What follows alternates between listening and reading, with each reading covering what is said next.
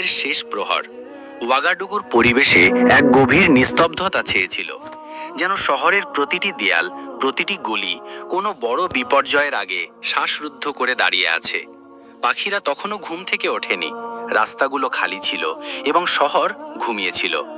কিন্তু এই নিস্তব্ধতার গভীরে কিছু একটা শুরু হয়ে গিয়েছিল, এমন এক তোলপাড় যার শব্দ কান দিয়ে নয়, বরং ইতিহাসের পাতা থেকে শোনা যাচ্ছে। এখন সময় কালো রঙের চারটি এসইউভি গাড়ি শহরের পশ্চিম গেট দিয়ে প্রবেশ করলো। নম্বর প্লেটগুলো ছিল কূটনৈতিক। গাড়ির কাঁচ কালো এবং বন্ধ, আর ভেতরে বসে থাকা ব্যক্তিদের সুরও ছিল শীতল। না কোনো সাইরেন বাজলো, না কোনো প্রোটোকল। যেন কোনো ভূতের কাফেলা লুকিয়ে এক পবিত্র গাছের দিকে এগিয়ে চলেছে। এই গাড়িগুলোতে থাকা ব্যক্তিরা শুধু কূটনৈতিক ছিল না, তারা ছিল ঘাতক, সিস্টেমের ঘাতক, জাতির স্বপ্নের শত্রু। তাদের হাতে থাকা ইস্পাতের ব্রিফকেসে না ছিল কোনো বাণিজ্যিক চুক্তি, না ছিল কোনো শান্তি সম্মেলনের ফাইল। তাতে ছিল এক গোপন নির্দেশ: রাষ্ট্রপতি ইব্রাহিম ত্রাউরেকে যে কোনো মূল্যে হেফাজতে নিতে হবে, মৃত অথবা জীবিত, কোনো চিহ্ন ছাড়া, কোনো শব্দ ছাড়া, কোনো প্রতিক্রিয়া ছাড়া। এই নির্দেশ কোনো আদালত, সংসদ বা জাতিসংঘ থেকে আসেনি। এই মিশনটি এসেছিল এক অদৃশ্য জোট, এক গোপন বিশ্ব পরিষদের পক্ষ থেকে। এমন শক্তি যারা নিজেদের আসনে বসে মহাদেশের ভাগ্য নির্ধারণ করে, আর যখন কেউ তাদের ইচ্ছার বিরুদ্ধে কথা বলে, তখন তাকে শেষ করে দেওয়ার সিদ্ধান্ত সেই টেবিলেই নেওয়া হয়। রাষ্ট্রপতি ইব্রাহিম ত্রাউরে তখন প্রাসাদের ব্যক্তিগত কক্ষে ছিলেন, যেখানে তিনি প্রতিদিন ফজরের আগে একান্তে ইবাদত করতেন। তার চেহারায় প্রশান্তি ছিল, কিন্তু কপালে সেই চিন্তার ভাঁজও ছিল যা প্রত্যেক সেই নেতার থাকে যাকে নিজের জনগণের ভাগ্যের বোঝা বইতে হয়। তার প্রার্থনায় ছিল বিশ্বাস, আর তার চোখে ছিল স্বপ্ন। ঠিক সেই মুহূর্তে দরজায় হালকা টোকা পড়ল।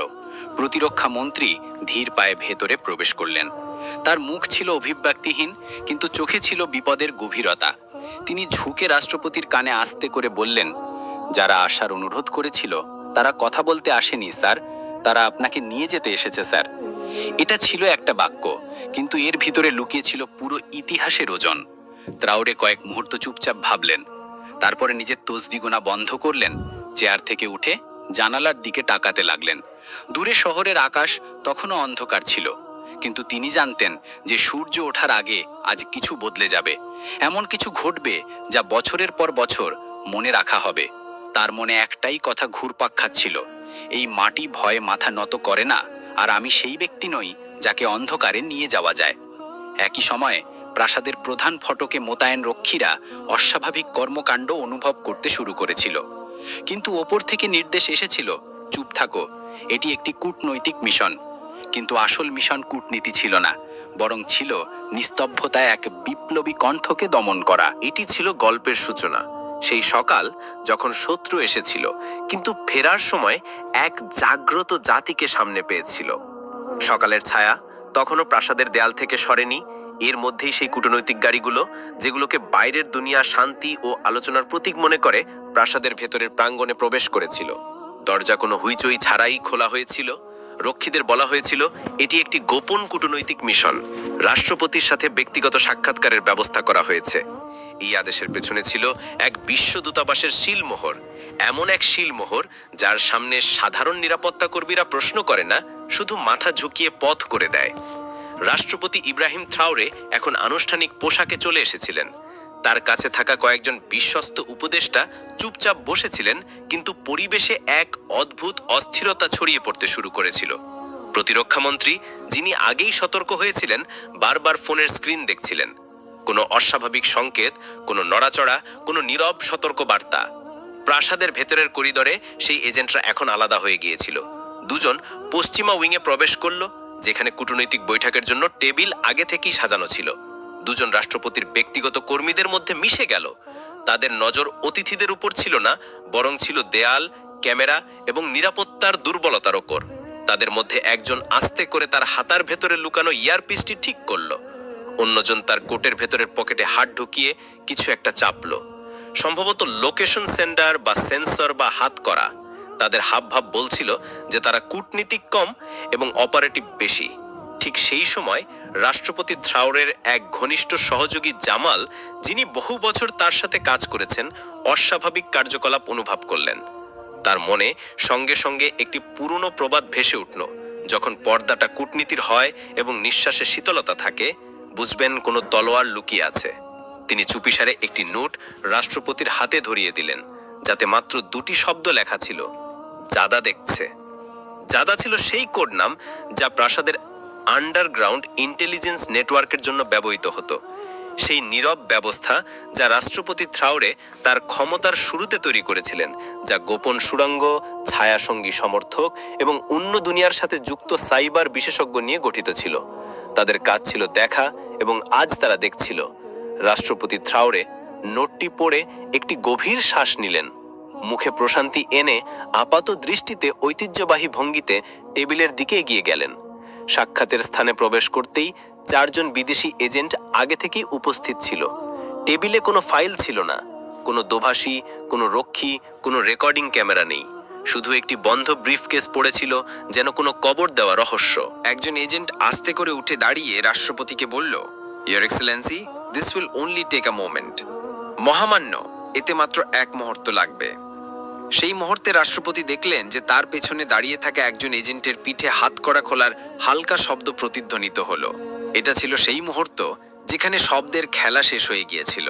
এখন সিদ্ধান্ত, শক্তি, বুদ্ধিমত্তা এবং জনগণের আনুগত্যের ওপর নির্ভরশীল ছিল। রাষ্ট্রপতি ট্রাওরে মৃদু হেসে বললেন, মনে হচ্ছে আজ অনেক বেশি হলুদ হয়ে গেছে, আমার একটু সতেজতা দরকার। আর তিনি উঠে দাঁড়ালেন, কোনো শব্দ ছাড়া, কোনো দ্বিধা ছাড়া, একটি নীরব দরজার দিকে এগিয়ে গেলেন।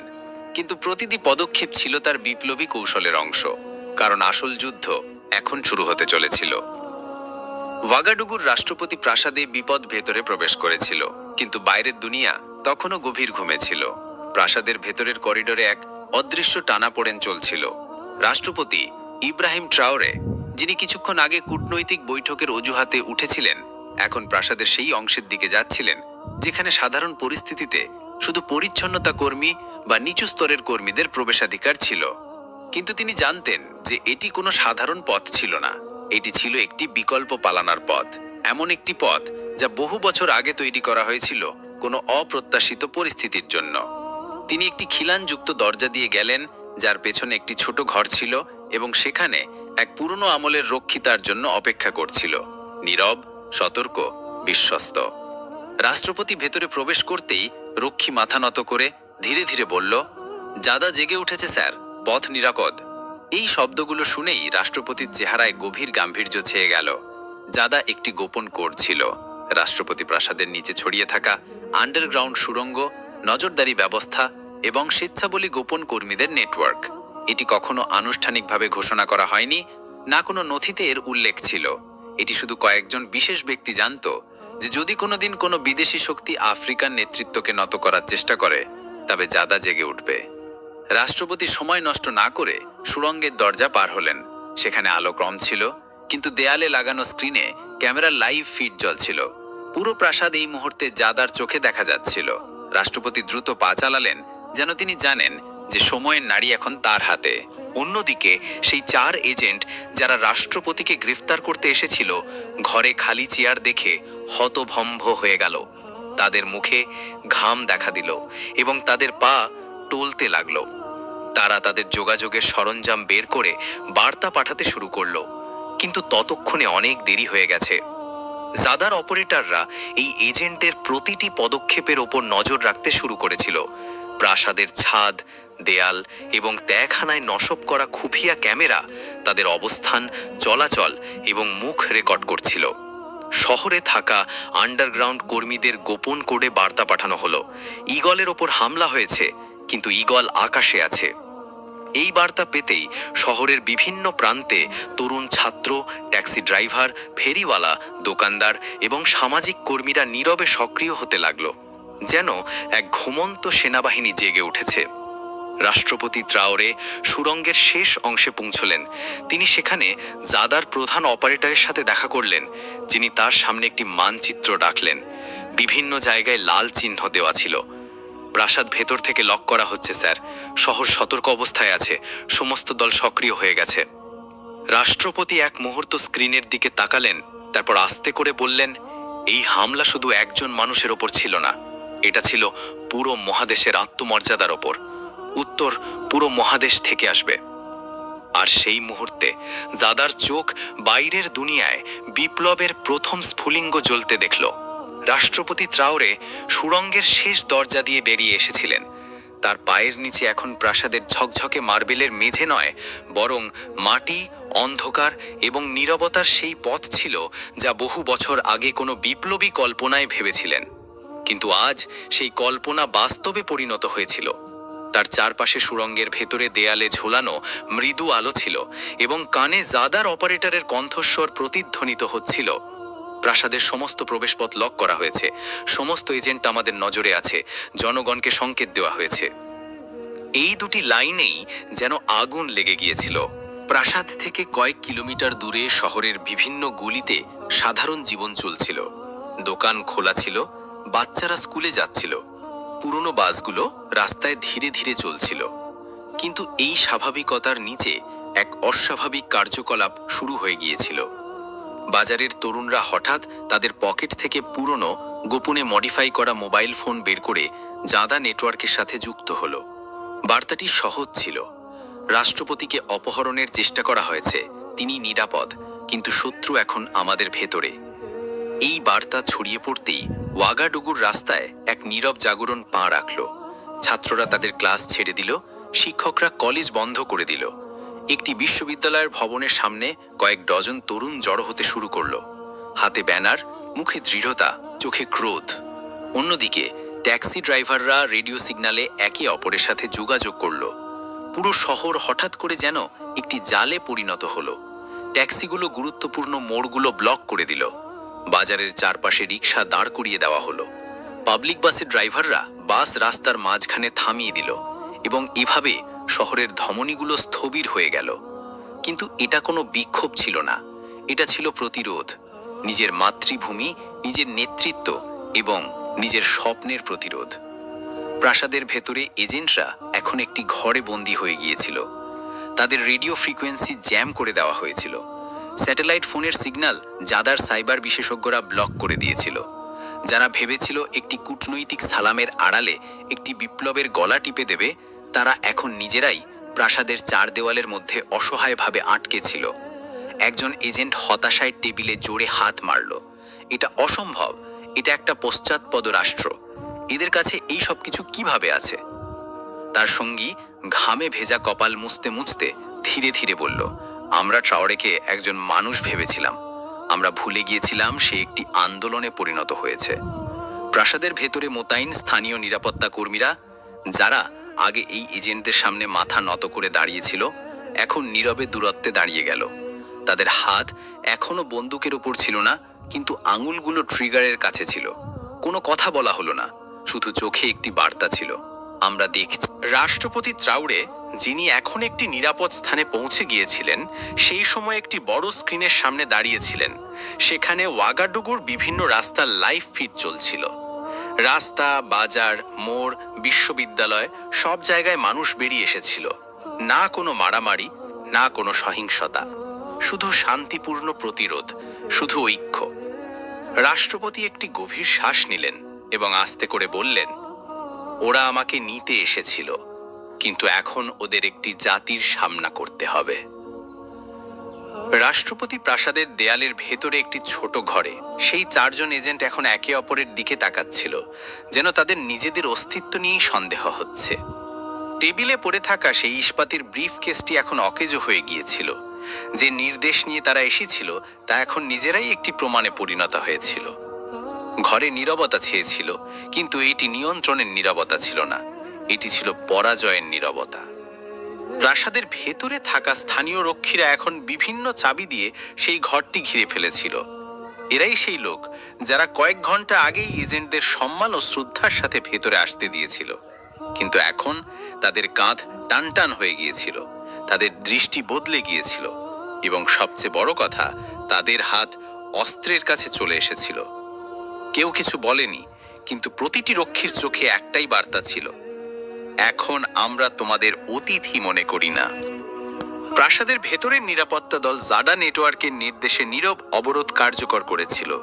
কোনো এজেন্ট প্রাসাদ থেকে বাইরে যেতে পারত না, কোনো কল, কোনো ইমেল, কোনো স্যাটেলাইট বার্তা বাইরে যেতে পারত না। তাদের কাছে এখন শুধু একটা জিনিস বাকি ছিল, অপেক্ষা।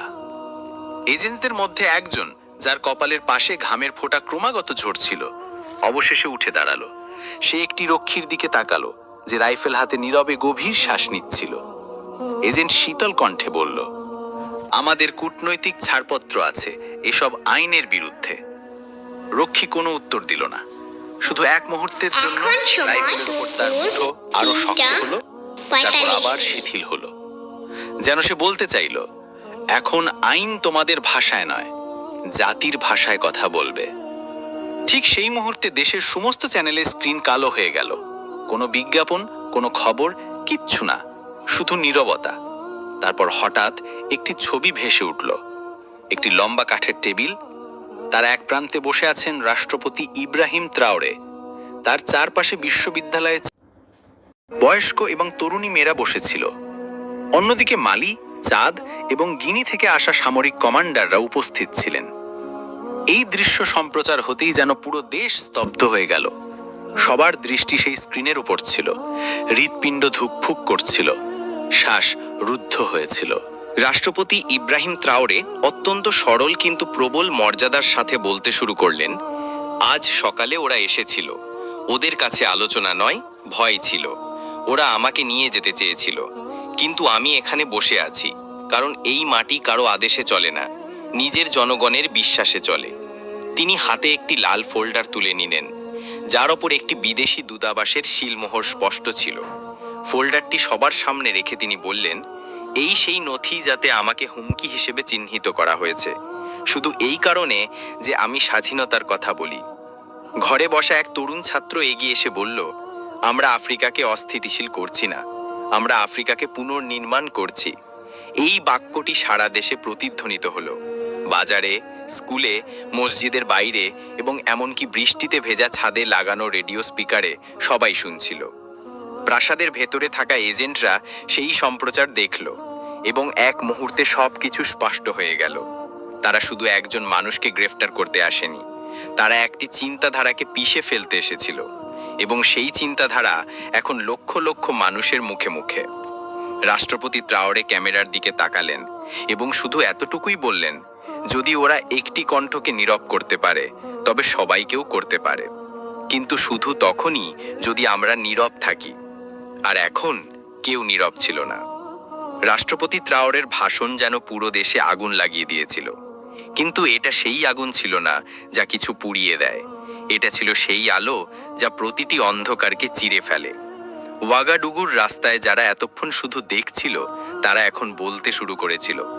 যারা চুপ ছিল তারা ক্ষুব্ধ হয়ে গিয়েছিল, আর যারা ভীত ছিল তারা এখন সামনের সারিতে দাঁড়িয়েছিল। কিন্তু এটা শুধু শুরু। রাষ্ট্রপতির গোপন নেটওয়ার্ক জাদা এখন সেই পর্যায়ে শুরু করেছিল যা বছরের পর বছর ধরে শুধু মানচিত্র, পরিকল্পনা এবং সংকেতে লুকিয়েছিল। তারা সেই নথিগুলো জনসম্মুখে আনতে শুরু করলো, যা এখন পর্যন্ত বিশ্বের সবচেয়ে নিরাপদ ফাইলে দফন করা ছিল। সেই গোপন চিঠি, বৈঠকের কার্যবিবরণী এবং রেকর্ড করা অডিও কথোপকথন, যেখানে রাষ্ট্রপতি ত্রাওরের বিরুদ্ধে ষড়যন্ত্রের শিকড় খোঁজা হয়েছিল। প্রথমে যে কাগজটি জনসমক্ষে এলো তা ছিল একটি আন্তর্জাতিক বৈঠকের গোপন কার্যবিবরণী, যাতে স্পষ্ট শব্দে লেখা ছিল, রাষ্ট্রপতি ত্রাওরেকে যত তাড়াতাড়ি সম্ভব দৃশ্যপট থেকে সরিয়ে দেওয়া জরুরি। যদি তিনি শীর্ষ সম্মেলনে উপস্থিত থাকেন তবে তার জনপ্রিয়তা অন্যান্য দেশে বিদ্রোহের পরিবেশ তৈরি করতে পারে। নীরবে পদক্ষেপ নেওয়ার অনুমতি দেওয়া হলো। এটা পড়তেই সবার হুঁশ উড়ে গেল। এর সাথে একটি অডিও সম্প্রচার করা হলো। এটি কোনো এক কূটনীতিক ছিল, যে তার সহকর্মীদের বলছিল, ও তরুণদের জাকিয়ে তুলছে। যদি একটি দেশ ওর অনুসরণ করে তবে দ্বিতীয়টিও করবে, তৃতীয়টিও। আমাদের এই ধারা বন্ধ করতে হবে। এই প্রমাণগুলো জনগণের কাছে পৌঁছাতেই ওয়াগাডুগুতে ক্রোধ নয়, বরং বিশ্বাসের ঢেউ বয়ে গেল। সেই বিশ্বাস যে রাষ্ট্রপতি ত্রাওরের সাথে যা কিছু হচ্ছে তা শুধু একজন মানুষের বিরুদ্ধে নয়, বরং পুরো মহাদেশের সার্বভৌমত্বের বিরুদ্ধে ষড়যন্ত্র। আফ্রিকান দেশগুলোর নেতৃত্ব জরুরি বৈঠক আহ্বান করল। মালি, চাঁদ, গিনি এবং নাইজারের প্রতিরক্ষা মন্ত্রীরা যৌথ বিবৃতি জারি করল যে আফ্রিকার ভবিষ্যতের উপর কোনো বহিরাগত হাত প্রভাব ফেলতে পারবে না। এই হামলা একটি দেশের উপর নয়, পুরো আফ্রিকার উপর। জনগণের চাপ বাড়তে লাগলো। পশ্চিমা দূতাবাসগুলো তাদের কর্মীদের ফিরিয়ে নিতে শুরু করলো। কেউ কেউ বলল যে এই হামলার সাথে তাদের কোনো সম্পর্ক নেই, কিন্তু জাদার প্রকাশ করা প্রমাণগুলো চিৎকার করে সত্যি বলছিল। অন্যদিকে প্রাসাদে বন্দী এজেন্টরা এখন হতাশা, লজ্জা এবং আতঙ্কের শিকার ছিল। না বাইরে থেকে কোনো যোগাযোগ, না ভেতর থেকে কোনো সাহায্য। তাদের মুখের ছবি, তাদের সংস্থার নাম সবকিছু সোশ্যাল মিডিয়ায় ছড়িয়ে পড়েছিল। এখন তারা শুধু গুপ্তচরই ছিল না, বরং প্রমাণে পরিণত হয়েছিল। প্রাসাদের করিডোরে দাঁড়িয়ে থাকা এক তরুণ রক্ষী তাদের দিকে তাকিয়ে আসতে কিন্তু গম্ভীর স্বরে বলল, তোমরা আমাদের দুর্বল ভেবেছিলে, দাস ভেবেছিলে, তোমরা ভেবেছিলে আমরা বিভক্ত, কিন্তু আজ তোমরা দেখছো আমরা এক দেহের মতো মুত্তাহিদ হয়েছি। রাষ্ট্রপতি ত্রাওরে একটি গোপন কক্ষে বসে সমস্ত ফাইল পর্যালোচনা করলেন। তার মুখে না ছিল ক্রোধ, না ছিল ভয়, বরং এক অদ্ভুত নীরব আত্মবিশ্বাস। তিনি বললেন, আমরা শুধু হামলাটিকেই থামাইনি, আমরা ওদের মুখোশ খুলে দিয়েছি। এখন দুনিয়া জেনে গেছে আমরা জেগে উঠেছি। আর জাদা নেটওয়ার্ক পরবর্তী গোপন ফাইলটি আপলোডের জন্য প্রস্তুত করল। দিনের দ্বিতীয় প্রহর। ওয়াগাডুগুর রাস্তায় সূর্যের তাপ বেড়ে গিয়েছিল, কিন্তু শহরের অ্যাটমসফিয়ারে এক অন্য ধরনের উত্তাপ অনুভূত হচ্ছিল।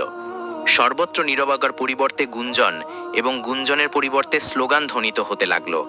এই স্লোগান কোনো রাজনৈতিক দলের ছিল না, এই শব্দগুলো কোনো আন্দোলনের মুখপাত্র বলছিল না।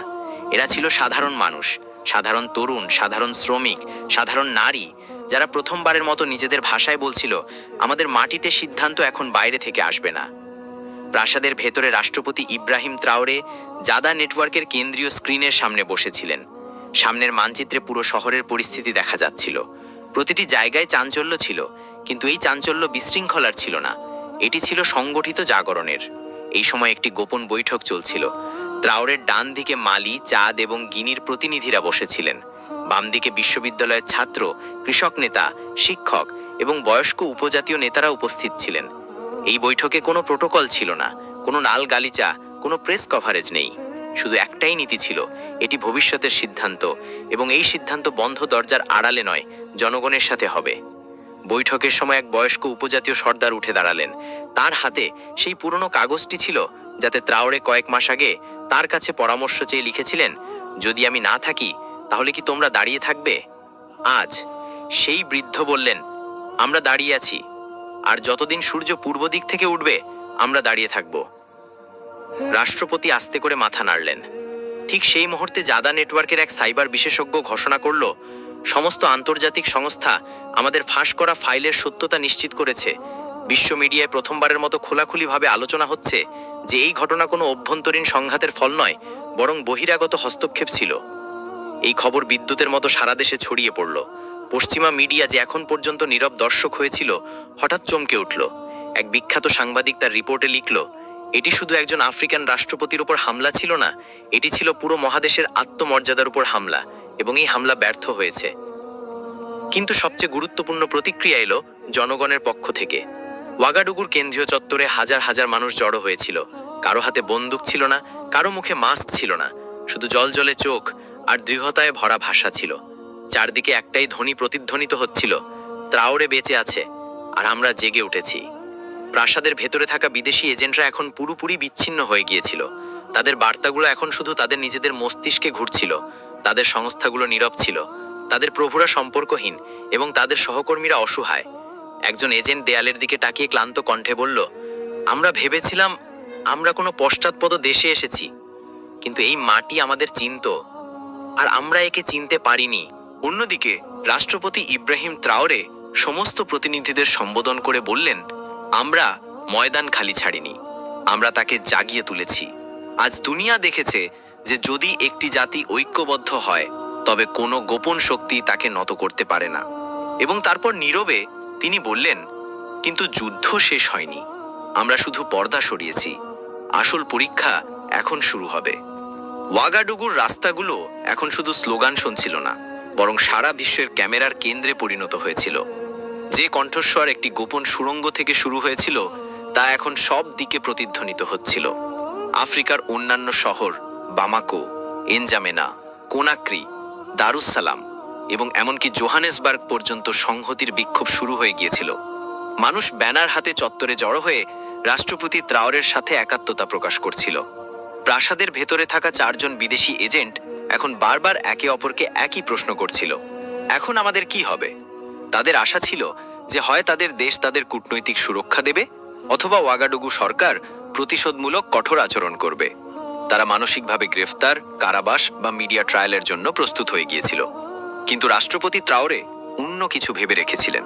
তিনি প্রকাশ্যে স্বীকার করতে শুরু করেছিলেন যে এটি কোনো সাধারণ ঘটনা নয়, বরং আফ্রিকান ইতিহাসের একটি নতুন মোড়। জাতিসংঘের সাধারণ পরিষদে একটি জরুরি প্রস্তাব আনা হলো। কয়েক ডজন দেশ এই ঘটনার নিন্দা জানালো এবং রাষ্ট্রপতি ত্রাওরের নেতৃত্বকে প্রশংসা করল। কিছু শক্তি, যারা পর্দার আড়ালে ষড়যন্ত্রের অংশ ছিল, তারা নীরব রইল। তাদের জিহ্বা বোবা ছিল এবং দৃষ্টি নত ছিল। আফ্রিকান দেশগুলোতে সংহতির এক নতুন ঢেউ উঠল। নাইজার, মালি, গিনি এবং বুর্কিনা ফাসো যৌথভাবে ঘোষণা করল, এখন থেকে আমাদের মাটিতে কোনো সিদ্ধান্ত বাইরে থেকে চাপিয়ে দেওয়া হবে না। আমরা আমাদের সার্বভৌমত্বের রক্ষক নিজেরাই।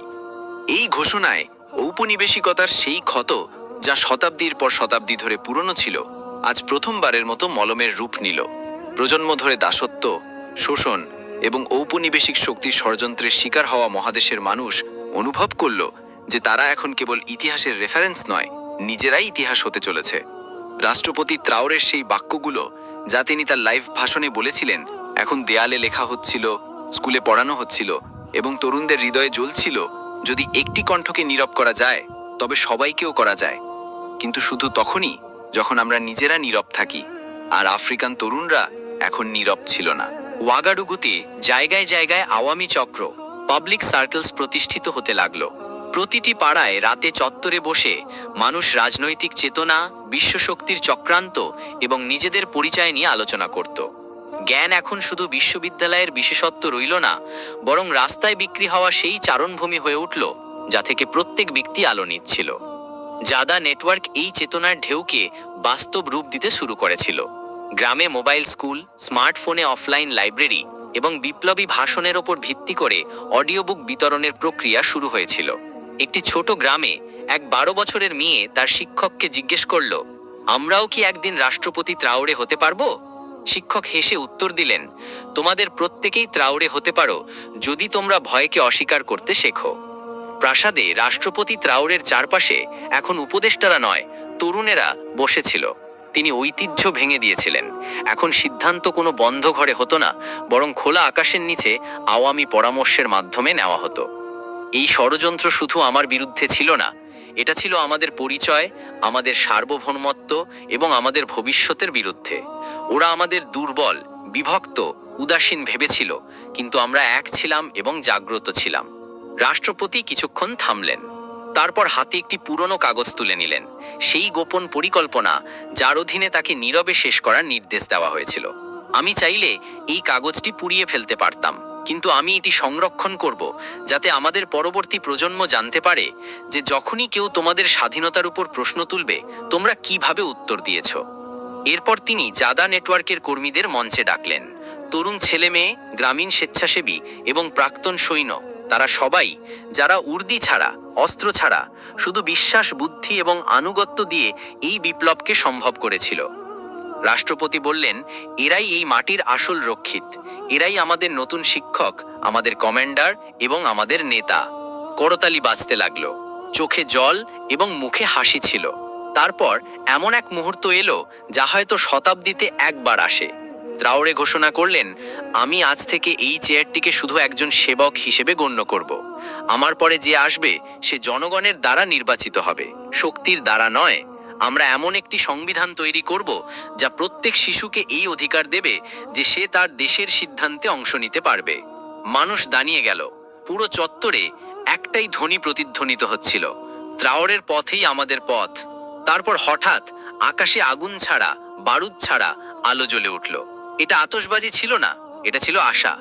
দেশের বিভিন্ন অংশে, মসজিদের মিনার থেকে গির্জার ঘণ্টা থেকে এবং গাছের ছায়ায় বসে থাকা বৃদ্ধেদের দোয়া থেকে একটাই বার্তা বেরিয়ে আসছিল, আমরা আমাদের মাটিকে নতুন করে চিনেছি। বিশ্ব এই সবকিছু দেখল। ক্ষমতার কেন্দ্রে বসে থাকা মানুষরা অবাক হয়েছিল, কারণ এবার যুদ্ধ কোনো অস্ত্র দিয়ে জেতা হয়নি। এই যুদ্ধ জেতা হয়েছিল চেতনা, সত্য এবং আত্মমর্যাদা দিয়ে।